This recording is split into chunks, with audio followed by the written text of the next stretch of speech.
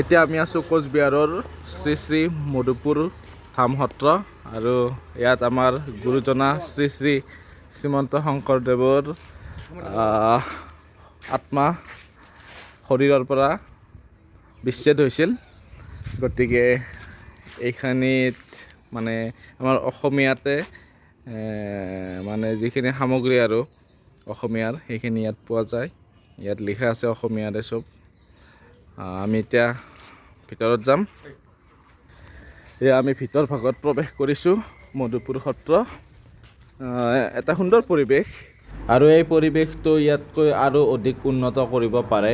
অসম চৰকাৰলৈ এটা আহ্বান, যদি সম্ভৱ হয় আমাৰ যিদৰে গুৰুজনাৰ জন্মস্থান মানে আটক ধুনীয়াকৈ সজাই তুলিছে, গতিকে এইখিনি ঠাই গুৰুজনাৰ আমাৰ মৃত্যুস্থান বুলি কয়। গতিকে এইখিনিও যাতে আৰু ভালকৈ পুনৰ নিৰ্মাণ কৰিব পাৰে, যদি সম্ভৱ হয় তেনেহ'লে আৰু বেছি আমাৰ মানুহবোৰৰ চকুত লগা হ'ব আৰু মানুহ যাত্ৰী ইয়ালৈ আৰু বেছি আহিব। গতিকে এয়া মোৰ আহ্বান অসম চৰকাৰলৈ, যদি সম্ভৱ হয় তেনেকুৱা কৰিব লাগে। শ্ৰীমন্ত শংকৰদেৱ গুৰুজনাই ইয়াত শৰীৰ ত্যাগ কৰিছিল। গতিকে আমি চেণ্ডেল ইয়াত থৈ অকণমান যাম।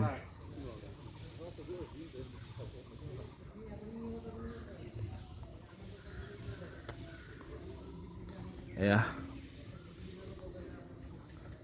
এতিয়া ইয়াত বেছি যাত্ৰী নাই, কাৰণ এইটো ছিজন নহয়।